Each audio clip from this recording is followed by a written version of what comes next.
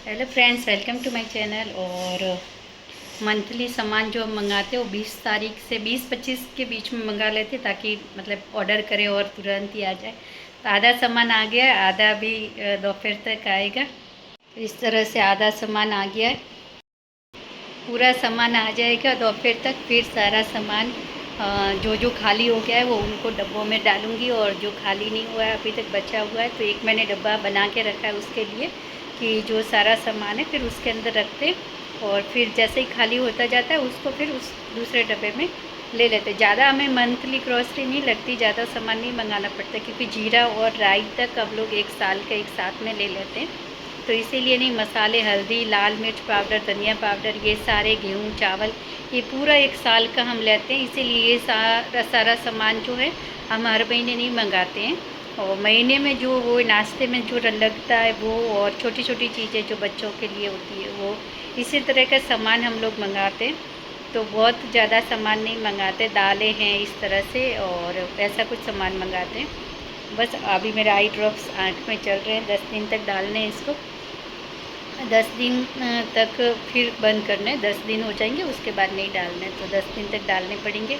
तो ये eye drops डलवाया अभी पिनल से, आज सुबह सुबह भूल गए थे डालना, तो अभी मुझे याद है, मैं कह रहे आज तो डालना। दिन में 4 बार डालने होते, तो फिर भूल गए थे, तो पिनल को मैंने कहा बोला पिनल मुझे डाल दे, तो पिनल ने मुझे आई ड्रॉप्स डाल दिए। और उसके बाद फिर बैक टू वर्क, मतलब काम पर तो लगना ही है। बहुत टाइम के बाद ये ऐसे वाले रबर निकले थे, तो कब से लेकर आई थी, रखा हुआ था पर कभी यूज़ नहीं किया था, और आज ड्रॉअर खुला तो ये मिला मुझे, और बहुत सुंदर लगते हैं ये लगे हुए। तो फिर मैंने लगा लिया कि आज हाथ में आया है तो लगा लेती हूँ। ऊपर जा रही कबर्ड साफ़ करने के लिए, थोड़े कपड़े ऐसे वैसे हो जाते हैं तो थोड़ा ठीक करके वापस रख दें, ताकि वो जो कपड़े रेगुलर पहनने के लिए, मतलब नए कपड़े कि बाहर जाते हैं और पहनने जो ज़्यादा पसंद होते हैं तो तुरंत ही हाथ में आ जाए, तो थोड़े थोड़े टाइम पे ऐसे कपड़ों को ठीक करती रहती हूँ। तो आज मन है कि कपड़े थोड़े ठीक कर दूँ। तो ये दिखा रही हूँ मैं कि ऐसे मैं सब पेटीकोट, एक में पूरे इस तरह के जो बॉक्सेस आते हैं ना उसमें पूरे पेटीकोट, एक में ब्लाउज, और कॉटन की साड़ियाँ थोड़ी ज़्यादा है तो वो 2 में अलग से कॉटन की साड़ियाँ मैं रखती हूँ। ये इस तरह के ये आते हैं इसमें, तो ये रहते भी अच्छे से, और इनको क्या मतलब संभाल रखना भी इनकी आसान रहती है और आसानी से मिल जाते हैं। तो इस तरह से सभी कलर के जो हमारे पेटीकोट होते हैं वो एक ही में रख देती हूँ। इस तरह से सभी कलर है इसके अंदर, रेड, इवन सारे कलर जितने कलर होते हैं ना वो सारे कलर के एक ही में इस तरह से रखती हूँ, ताकि इजीली मिल जाए। जो भी साड़ी निकाली उसके साथ फिर हमें पेटीकोट ढूंढने की ज़रूरत नहीं है, एक निकाला तो उसका मैचिंग मिल ही जाएगा। और इसमें एक में रखती हूँ इस तरह से ब्लाउज़, ये तरह तरह के जो ब्लाउज़ आते हैं ना, कई बार नहीं साड़ियों के साथ तैयार ब्लाउज़ आते हैं इस तरह, और मतलब इस तरह से तैयार ब्लाउज़ आते हैं। ये फिर जैसे मैं कभी कभी इस तरह से सिलवाती हूँ ये, और ऐसे वाले ब्लाउज़ जो मतलब कॉन्ट्रास्ट में किसी की भी साड़ी के साथ हम पहन सकते हैं। ये वाला एक ब्लाउज़ है मस्त। फिर ये है साड़ियों के साथ भी है, लेकिन जैसे कि ये ऑफ वाइट कलर की साड़ी पहननी है तो उसके साथ पहनेंगे कॉन्ट्रास्ट में तो अच्छा लगेगा। इवन ये ब्लाउज़ भी उसके साथ पहन सकते हैं। फिर बीच ये वाले ब्लाउज़ हैं जो मैंने थोड़े अलग से सिलवाए थे, चैन वाले ब्लाउज़ हैं। ये इस तरह से पूरी चैन वाले हैं, तो ये अलग। और इस तरह से मैं सारे ब्लाउज़ अपने रखती हूँ। ये एकदम डिफरेंट टाइप का ब्लाउज़ है। मैं हमेशा सारे ब्लाउज़ एकदम पैक गले वाले पहनती हूँ, लेकिन ये पहने हुए बहुत ही सुंदर लगते हैं। ये ब्लाउज़ मेरा फेवरेट है ये, और ये पहना हुआ बहुत ही ज़्यादा प्यारा लगता है। बहुत ये साड़ी के साथ, जिस साड़ी के साथ ये आया था, बहुत ही सुंदर लगता है पहना हुआ ये ब्लाउज़। और उसके अलावा भी काफ़ी सारे ब्लाउज़ हैं इस तरह से, तो सारे ब्लाउज़ एक साथ रखती हूँ। और एक मस्त ब्लाउज़ दिखाती हूँ आपको। ये इस तरह से पूरा इसका वर्क किया हुआ ये ब्लाउज़ में, इसके स्लीव में भी पूरा इस तरह से वर्क है। और ये इतने सारे इसमें कलर कॉम्बिनेशन है कि ये किसी भी चनिए का कलर कोई भी हो तो ये ब्लाउज़ उसके साथ आसानी से चला जाएगा, और पहना हुआ भी बहुत सुंदर लगता है। एक एग्जीबिशन में मैं गई थी तो वहाँ मुझे ये मटेरियल दिखा था, तो मैंने वहाँ से ले लिया था। और इस तरह से हम जैसे सिंपल ब्लाउज़ हैं, प्लेन ब्लाउज़ हैं जो किसी भी साड़ी के साथ जा सकते हैं। तो मुझे ये लगता है कि ये वैसे बीच में ये फ़ैशन चली थी तो मैंने इस तरह के ब्लाउज़ भी सिलाई थी। ये बॉल्स वाले स्लीव पे इस तरह से लगा के सिलवाए थे। बहुत सुंदर लगते हैं ये भी पहने हुए, एकदम यूनिक और थोड़े अलग लगते हैं। मुझे शौक़ है, मुझे इन सब चीज़ों का बहुत शौक़ है। जब मैं कॉलेज में थी तब मैं अपने ड्रेस खुद ही इस तरह से और उसकी डिज़ाइन खुद ही बनाती थी और उनको टेलर भाई को बताती थी कि मुझे इस पैटर्न का ड्रेस सिलना है। और उनको भी बहुत अच्छा लगता था टेलर भाई को कि आप जो पैटर्न बनाकर लेकर आते हो या पैटर्न जो बताते हो वो ड्रेस सिलने के बाद बहुत अच्छे लगते हैं। और काफ़ी सारे लोग मुझे कहते भी थे तूने कहाँ ये सिलवाया ड्रेस, तेरी पैटर्न ड्रेस की बहुत अच्छी है। तो मैं उनको बताती थी कि मैंने ये पैटर्न मैंने खुद ने का बनवाई है, खुद ने मैंने कहा है कि मुझे ऐसे ऐसी पैटर्न चाहिए।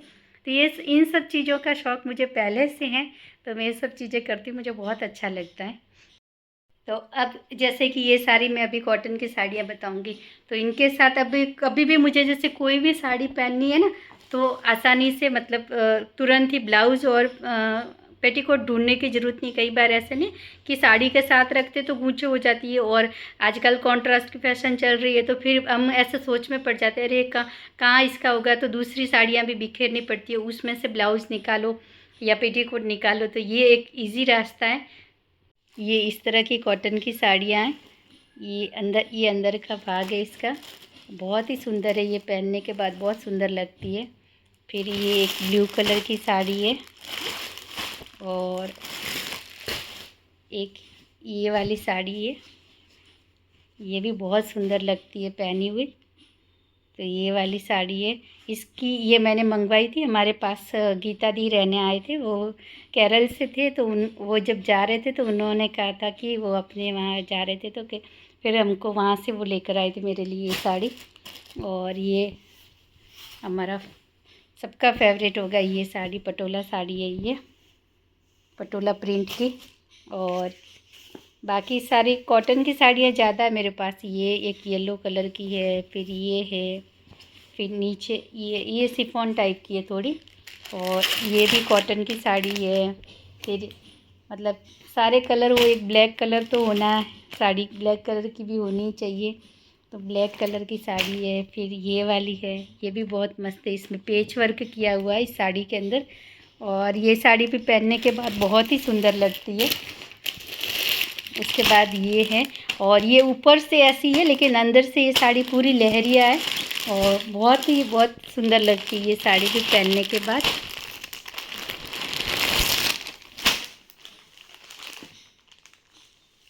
ये इस तरह से ये साड़ी, अंदर से ये साड़ी पूरी लहरिया डिज़ाइन की है। ये भी मुझे बहुत पसंद है ये वाली साड़ी। और जो मैंने आपको ब्लाउज़ दिखाया था ना, वो ब्लाउज़ इस साड़ी का है, और ये साड़ी पहनने के बाद बहुत ही अच्छी लगती है मुझे बहुत पसंद है ये। और एक ये है, इसका ब्लाउज़ इसके साथ ही है, क्योंकि ये ब्लाउज़ ऐसा है कि किसी भी कॉन्ट्रास्ट में किसी के साथ भी नहीं कर सकते। ये साड़ी लिनन की है, लिनन बेस्ड जो कॉटन आता है वो, और इसमें ऐसी बॉर्डर लगी हुई है, ये भी पहनने के बाद बहुत सुंदर लगती है। और एक ये है साउथ कॉटन, ये भी साड़ी बहुत मस्त है। इसके साथ ब्लाउज़ ब्लैक कलर के ब्लाउज़ का कॉम्बिनेशन करके पहनती बहुत ही सुंदर लगती है ये साड़ी भी।